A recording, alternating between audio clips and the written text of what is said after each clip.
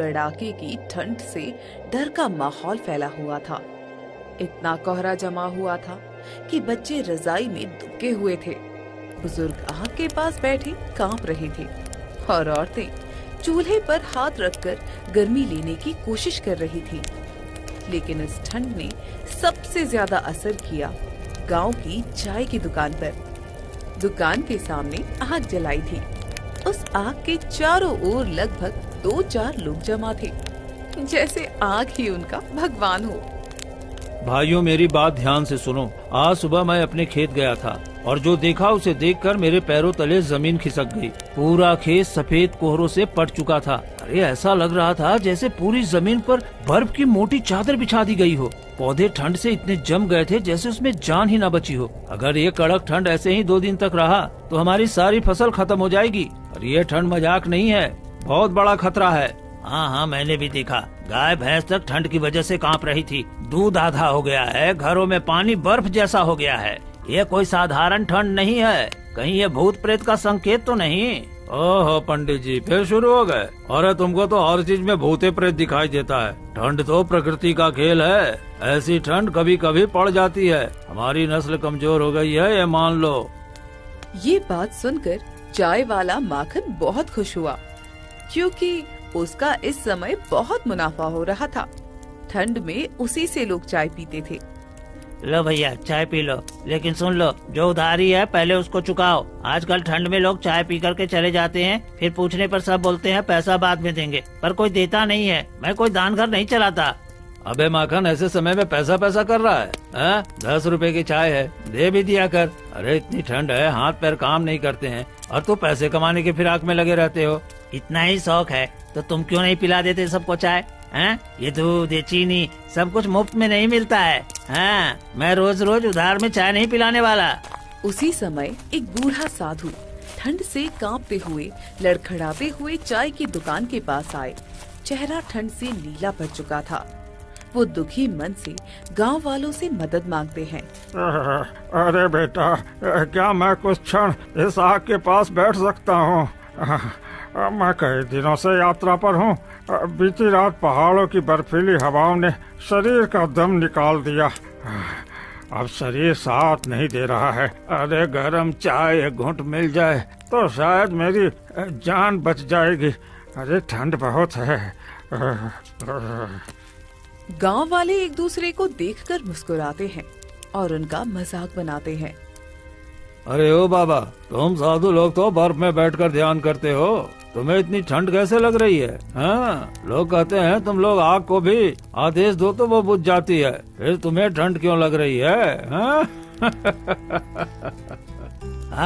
और ये देखो, अरे खुद को साधु कहते हैं और चाय मांग रहे हैं। अरे साधु लोग आम जनता से कुछ नहीं मांगते। अरे बेटा, साधु होने का मतलब पत्थर होना थोड़ी ना होता है। साधु का भी शरीर होता है ना, और वो भी हवा से कटता है, ठंड से कांपता है, भूख से तड़पता है। अरे मैं कोई वरदान मांगने नहीं आया हूँ, सिर्फ एक कप चाय मांग रहा हूँ बेटा, दे दो। अरे जीवन का सहारा मांग रहा हूँ, अगर तुम ना भी दो तो भी तुम्हारे लिए भला ही चाहूँगा। लोग इतना स्वार्थी हो गए थे कि उन्हें सिर्फ मजाक लग रहा था। साधु की बात सुनकर भी किसी को उन पर दया नहीं आई। साधु ने माखन से कहा, अरे बेटा, एक कप चाय दे दो। देखो बाबा, सीधी बात है, मैं दान नहीं करता, मैं मेहनत से कमाता हूँ। मेरी चाय मुफ्त में नहीं मिलती। अगर तुम चाय पीना चाहते हो तो पैसे दो। मेरी दुकान पैसों से चलती है बाबा, दुआओं से नहीं। अरे सुनो बाबा, जरा अपना चमत्कार दिखाओ तो। आसमान से गर्मी बुलाओ, बहुत ठंड लग रही है, तब हम तुम्हें चाय पिला देंगे और रजाई भी दे देंगे। तभी गांव का मुखिया वहाँ आ जाता है। अरे ओ साधु, हमारे गांव में भीख नहीं मिलती, हम कर्म करने वाले लोग हैं। अगर तुम सच में सच्चे साधु हो तो सिद्ध करो, पहले इस ठंड को गायब करो, फिर मैं तुम्हें चाय पिलाऊंगा। ये बात सुनकर साधु की आंखें भर आई। ठंड ने उन्हें तोड़ दिया था। सर्द हवा जैसे सांस जमा रही थी। ठीक है बेटा, जो किस्मत में लिखा होगा वही होगा। तुम लोग इतना निर्दयी और क्रूर स्वभाव के हो गए, मुझे नहीं मालूम था, नहीं तो मैं इस गांव में कभी नहीं आता। साधु वहाँ से चले जाते हैं और गांव से दूर एक पुराने टूटे हुए कुएं के पास जाकर बैठ जाते हैं। किसी तरह रात हुई। रात को और भी ज्यादा ठंड लगने लगी। चारों ओर सन्नाटा फैल गया था। कोहरे से शरीर ढकने लगा था। हवा ऐसे लग रही थी जैसे वो किसी को निकलना चाहती हो। पेड़ की डालों पर अजीब सा कोहरा जम गया था। चारों ओर मौत जैसा सन्नाटा था। हे प्रभु, मैं कहाँ कहाँ भटकता फिरूं। मैंने सोचा था गांव में कोई सहारा बनेगा, लेकिन यहाँ तो लोग चाय तक नहीं पूछ रहे हैं। कुछ मांगने पर भी लोग भगा दे रहे हैं और रहने का कोई कोना भी नहीं दे रहे। उल्टे डांट कर भगा देते हैं। यहाँ तो दया का नाम ही मिट गया है। लोगों के दिलों में ठंड जम चुकी है। कहाँ गई इंसानियत, कहाँ गया करुणा का धर्म। तभी साधु की आंख से एक आंसू गिरता है और जमीन पर बर्फ बन जाती है। उसी क्षण हवा डरावनी हो गई। कोहरा काला पड़ने लगा। साधु महाराज ना चाहते हुए भी श्राप देने के लिए मजबूर हो जाते हैं। सुनो, अरे सुनो गांव वालों, मैं श्राप देने नहीं आया था, लेकिन तुम्हारी बेरहमी ने श्राप को जन्म दे दिया है। जब इंसान दया खो देता है तो प्रकृति न्याय करती है। प्रकृति न्याय करती है। आज से इस गांव पर ठंड का ऐसा कहर उतरेगा कि तुम अपनी करनी पर पछताओगे। तुम्हारे खेत जमेंगे, तुम्हारे जानवर कांपेंगे, तुम्हारी रातें डर से भर जाएंगी और ये ठंड तब तक नहीं रुकेगी जब तक तुम अपने दिलों की बर्फ नहीं पिघलाते। जैसे ही साधु ने ये शब्द कहे, उनकी वही ठंड से तड़प तड़प कर मौत हो जाती है। ठंड अचानक और भी भयानक हो गई। पानी की सतहें जम गई। घरों की मिट्टी में एक सफेद पत्थर जैसी परत बन गई। किसी तरह सुबह हुई। लोग गांव में सुबह उठते ही चौंक गए। चारों ओर बर्फ की चादरें लग गई थी। लोगों की आंखों में डर, चेहरे पर पीड़ा थी। कई घरों की छतों पर बर्फ जैसी परत थी। कुछ झोपड़ियां जर्जर लगने लगी थी। हे राम, मेरा बेटा बहुत बीमार है। कल से बुखार है और आज ठंड इतनी बढ़ गई कि उसका कंबल भी काम नहीं आ रहा। हम क्या करें? डॉक्टर दूर है, पैसे नहीं है और बाहर निकलना भी कितना नामुमकिन सा है। ये ठंड कब जाएगी? ये हमारे घरों में कहर बनकर आई है। हाँ सावित्री, मुझे भी कुछ समझ में नहीं आ रहा है कि मैं क्या करूं। ये अचानक ठंड इतना क्यों बढ़ गया, मुझे तो कुछ समझ में नहीं आ रहा है। और तो और हमारे गेहूं की फसल जो दिख रही थी कि अच्छी होगी, अब सब कुछ सूख कर काली पड़ गई। मैंने इतनी मेहनत की थी। ये ठंड हमारी कमाई, हमारी रोटी सब ले रही है। ये ठंड नहीं है, ये तो प्रकोप है बेटा। ऐसा लगता है जैसे आसमान खुद गुस्से में है। ये हवा, ये धुंध, ये सिरहन सब मिलकर जैसे गांव को परख रहे हो। पता नहीं किसकी परीक्षा हो रही है, हमारी या हमारी इंसानियत की। गांव के सभी लोगों के घर पर ठंड का कहर बरस रहा था। जोखन काका, बहुत ज्यादा ठंड पड़ रही है। न काम मिल रहा है, न ही खाने का इंतजाम हो पा रहा है। ऊपर से ये ठंड, ऐसा लगता है जैसे कोई बर्फीला हाथ गले पर रख दिया हो। हर सांस भारी पड़ रही है काका। अरे हाँ बेटा, तुम सही कहते हो बेटा। मैंने तो ऐसी ठंड कभी नहीं देखी। सांस लेते ही सीना जमने लगता है। खेत जाकर देखो, पूरा खेत सफेद ओस से ढका था, जैसे किसी ने बर्फ बिछा दी हो। फसल तो खत्म हो चुकी है, पता नहीं जीवन कैसे गुजरेगा। चारों ओर गांव में हल्की हल्की धुंध थी, लेकिन अचानक हवा तेज हो जाती है और ठंड एकदम बढ़ जाती है। पेड़ों पर बैठे पक्षी तक कांपने लगते हैं। खेत में खड़े पशु अपनी जगह से हिल नहीं पा रहे थे। अरे बाप रे बाप, अरे ठंड बहुत लग रही है। कुछ समझ में नहीं आ रहा है कि क्या करूं। देखो जी, गाय कैसे कांप रही है। उसकी सांसों से धुआं निकल रहा है। अगर अभी उसे आंगन में ना लाए ना तो वो बीमार पड़ जाएगी जी। क्या करें सावित्री? अरे पक्षियों की हालत भी खराब है। कोए उड़ तक नहीं पा रहे हैं। और ये मौसम कुछ ठीक नहीं लग रहा है। क्या करे जी, जब मौसम ऐसे अचानक बदल जाता है तो इंसान ही नहीं पशु पक्षी भी परेशान हो जाते हैं। इन बेचारों के पास तो ना कपड़ा है ना आग, हमें इनका भी तो ध्यान रखना होगा ना। हाँ सावित्री, चलो पहले गाय को अंदर ले आते हैं और पेड़ पर थोड़ा दाना रख देते हैं और पानी भी। कम से कम पक्षियों को राहत मिल जाएगी। गांव में सन्नाटा था। हर घर का दरवाजा अंदर से बंद था।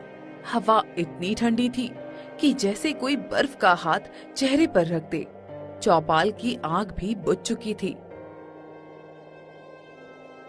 अरे जोखन काका, बाहर कोई दिख भी नहीं रहा। लगता है सब घरों में बंद हो गए हैं। अरे ठंड इतना है कि कुछ समझ में ही नहीं आ रहा है।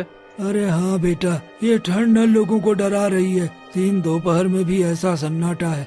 अरे मैंने पहले कभी नहीं देखा। पता नहीं भगवान क्या चाहते हैं। अब तो गांव में कोई बाहर ही नहीं निकलता। हर घर के अंदर लोग कंबलों में लिपटे बैठे थे और घर में ही आग ताप रहे थे और दरवाजे पूरी ताकत से बंद किए हुए थे। बेटा, ऐसी ठंड मैंने उम्र भर में बस कुछ ही बार देखी है। लगता है हवा हड्डियों में उतर रही है। दादी, आप आग के और पास बैठो ना। आज तो सारे लोग अपने अपने घर में दुबके हैं। बाहर तो एक परिंदा भी नहीं उड़ रहा है। हाँ बेटा, ये ठंड सिर्फ सर्दी नहीं है। ये तो जैसे कोई बुरी हवा घूम रही हो। दादी माँ, क्या सुबह तक ठंड कम हो जाएगी? पता नहीं बेटा, आज तो पूरा गांव डरा हुआ है। हर कोई घर में छुपकर बैठे हैं। कोई बाहर निकलने की हिम्मत नहीं कर रहा है। अगली सुबह का समय था, लेकिन धूप दिखाई नहीं दे रही थी। धुंध इतनी गहरी थी कि घरों के बाहर कुछ दिखाई तक नहीं दे रहा था। गांव की चौपाल जो रोज शोर से भरी रहती थी, आज बिल्कुल खाली थी। अरे रामू, तुम इस समय काम पर क्यों नहीं जा रहे हो?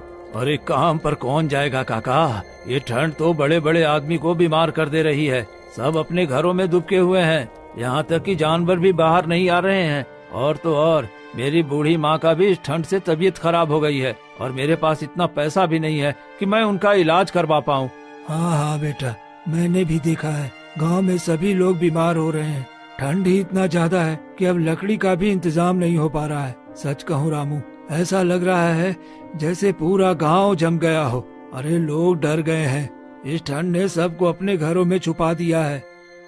तभी रामू का बेटा कांपते हुए रामू के पास आता है और रोते हुए बोला, पिताजी, दादी जी की तबीयत बहुत खराब है।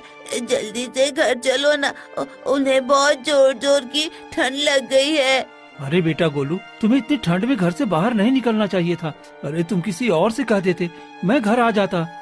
रामू जल्दी से घर आता है और अपनी माँ की हालत देखकर बहुत चिंतित होता है। माँ तुम चिंता मत करो, मैं अभी डॉक्टर को बुलाता हूँ। तुम्हें कुछ नहीं होने दूंगा। बेटा, मुझे बहुत जोर की ठंड लग रही है।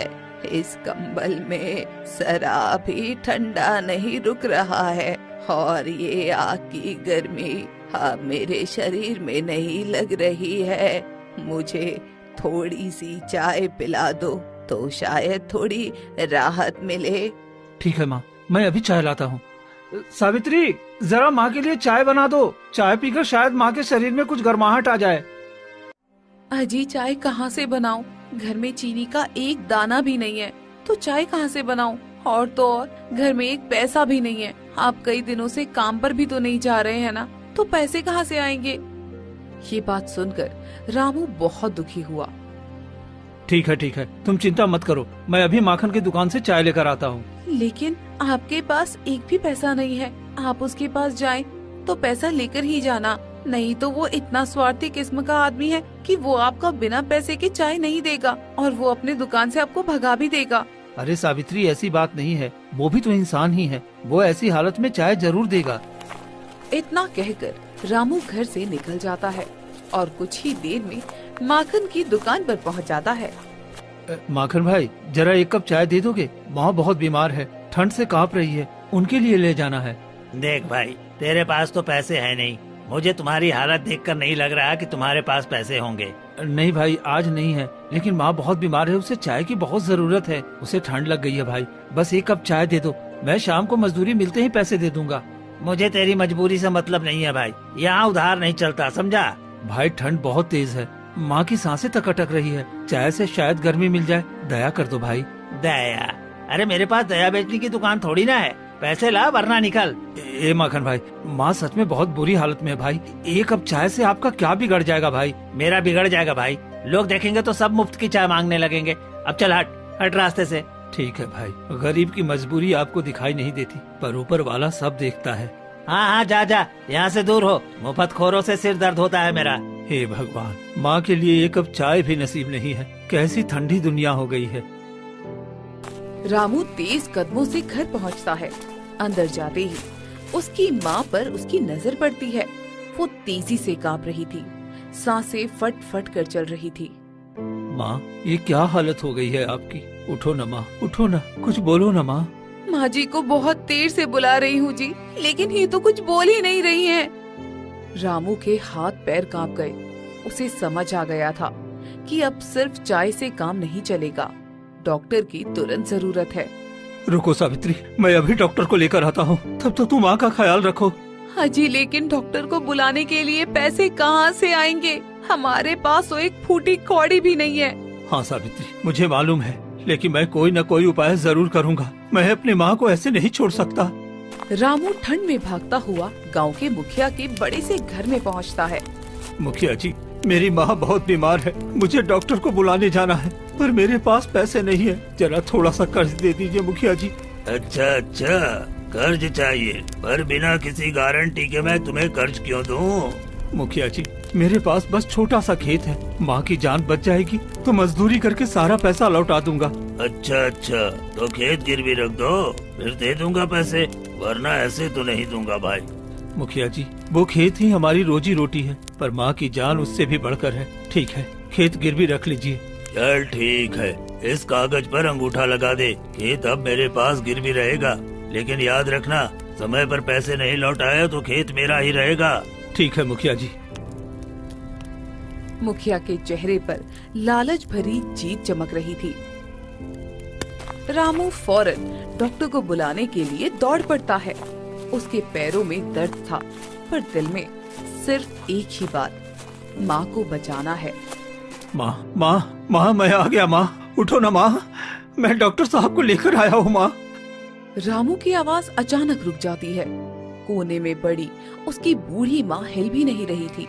उनकी सांसों की धीमी सी धुन भी अब नहीं थी। माँ, माँ सुन रही हो ना? देखो ना माँ, मैं आ गया हूँ माँ, उठो ना माँ। डॉक्टर उन्हें देखता है, मगर हाथ बर्फ जैसा ठंडा हो गया था, बिल्कुल पत्थर की तरह। रामू, तुम्हारी माँ अब इस दुनिया में नहीं रही, ठंड ने तुम्हारी माँ की जान ले ली। इतना सुनते ही पूरे परिवार का रो रो कर बुरा हाल हो गया।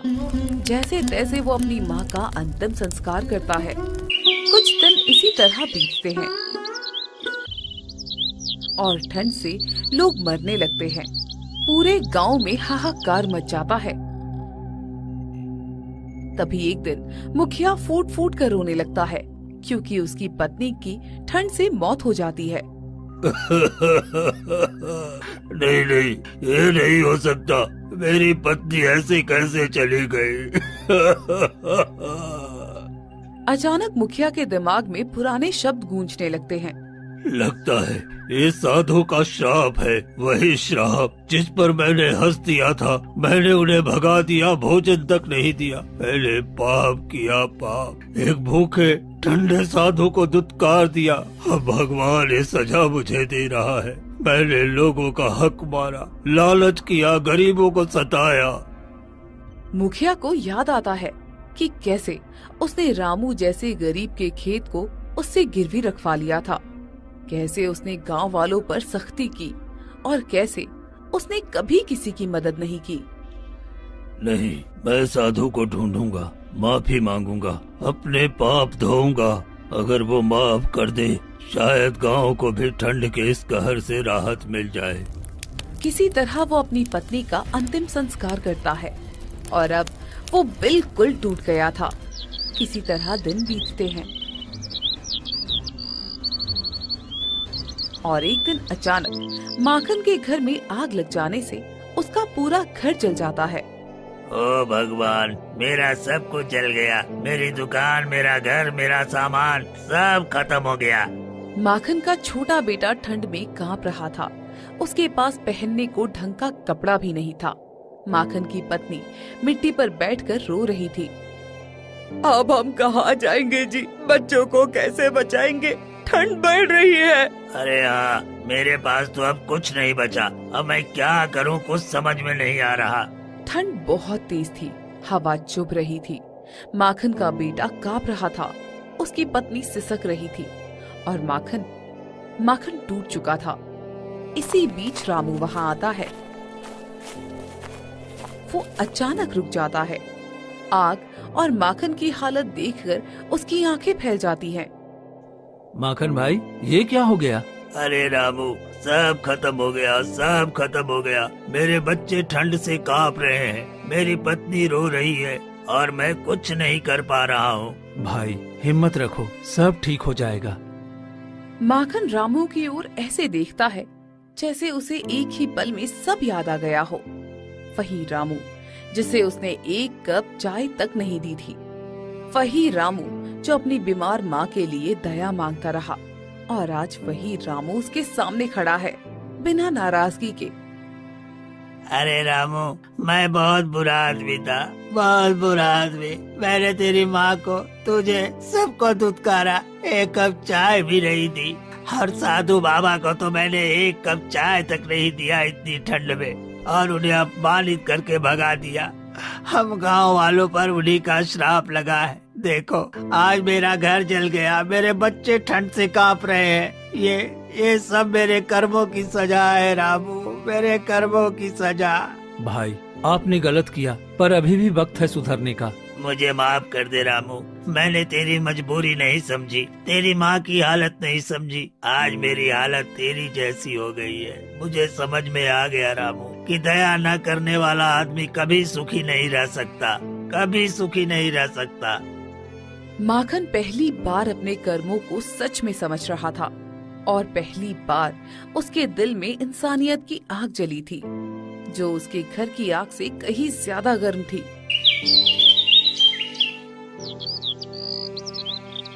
अगले दिन चौपाल पर सभी लोग जुटे और सभा हुई। मुखिया अपनी पत्नी की मौत से टूटा हुआ था। माखन अपना घर जल जाने और बच्चों की हालत देखकर पछतावे में डूब गया था। दोनों अब एक ही बात समझ चुके थे कि साधु का श्राप सच हो रहा था। माखन, हम दोनों ने गलती की थी। हमने उस साधु को अपमानित किया, भूखा प्यासा भगाया, उसी का फल है ये। हाँ मुखिया जी, मैंने भी गरीबों से बुरा व्यवहार किया, रामू जैसे लोगों को धुतकार दिया। अब भगवान ने मुझसे सब छीन लिया, मुझे पश्चाताप हो रहा है। हमें साधु को ढूंढना होगा, उनसे माफी मांगना होगा, वरना ये ठंड का कहर गांव को बर्बाद कर देगा। चलो मुखिया जी, उसी जगह चलते हैं जहाँ साधु आखिरी बार दिखे थे, जहाँ उनकी मौत हुई थी। दिन भर ठंड और तेज हवा के बीच दोनों उसी जगह पहुँचे। वही पेड़ के नीचे का स्थान था जहाँ साधु ठंड से कांपते हुए गिरे थे, जहाँ उनकी दर्द से भरी सांसें हमेशा हमेशा के लिए थम गई थी। उनका शरीर बर्फ जैसा जम गया था और शरीर सड़ने लगा था। वो जगह अभी भी वीरान थी। अजीब सा सन्नाटा भरा पड़ा था। हे साधु महाराज, हमें माफ कर दीजिए, हमने बहुत बड़ा पाप किया, दया नहीं दिखाई और अपने अहंकार में आपको तड़पने दिया। महाराज, मैं दुष्ट था, दिल से कठोर था, आप पर क्रोध किया। आज भगवान ने मुझे दिखा दिया कि दूसरों का दर्द समझना कितना जरूरी है। दोनों ने सिर झुकाकर हाथ जोड़े। उनकी आंखों में सच्चे पश्चाताप के आंसू थे। अगर आपकी आत्मा हमें सुन रही हो तो दया करें, हम बदले हुए इंसान हैं, हमें माफ कर दें। हम गांव को ठंड के इस श्राप से बचाना चाहते हैं। मैं कसम खाता हूँ, आज से किसी गरीब को खाली हाथ नहीं भेजूंगा, सबकी मदद करूंगा। बस श्राप हटा दे महाराज, बस श्राप हटा दे। अचानक ठंडी हवा में एक हल्की सी रोशनी चमकी। ऐसा लगा जैसे साधु की आत्मा वहीं उपस्थित हो। जब दिल की ठंड मिटती है तभी प्रकृति की ठंड भी खत्म होती है। दया, करुणा और इंसानियत ही जीवन की सच्ची गर्मी है। अब तुम सब सीख चुके हो, इसलिए मैं तुम्हें श्राप से मुक्त करता हूँ। रोशनी धीरे धीरे मिट गई।